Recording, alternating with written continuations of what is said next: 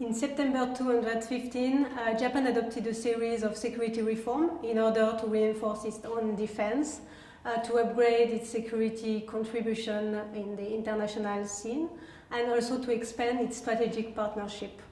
And the main decision allowed Japan to use in a limited manner its right of collective self-defense. That means that Tokyo will be able to defend its main ally, it's the United States, in case of an attack in the region. Also, this law is meant to facilitate the participation of the Japanese self-defense forces in the international operation, including the UN peacekeeping operation, but not only. From now on, the Japanese SDF will be able to provide a logistical support to the US-led operation overseas, including outside East Asia. So this security reform drew an important public opposition and a tense political debate, and there have been critics saying that this legislation is marking an end to the Japanese post-war pacifism.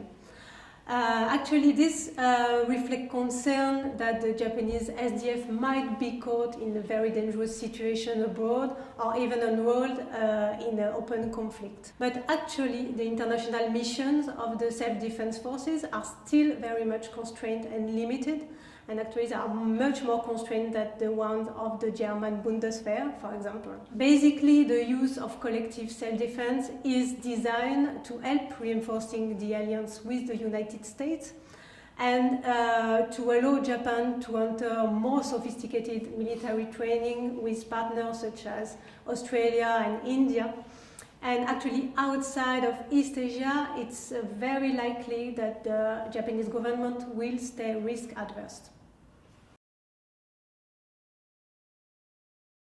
I see three main challenges and limitations to implement this new security legislation. The first challenge being the very strong public opposition. The Prime Minister Shinzo Abe right now in Japan is quite popular, but the next political leader in Japan may have difficulty to take some controversial decision to deploy the self-defense forces away from East Asia, for example. The second limitation is the lack of military training and experience of the self-defense forces to implement some complex military operation in a risky environment, including in the framework of the UN PKOs. And finally, Japan is still struggling with a sluggish economic growth and demographic decline. I think that the budgetary limitation and other political constraints mean that the implementation of this new security law will be quite conservative.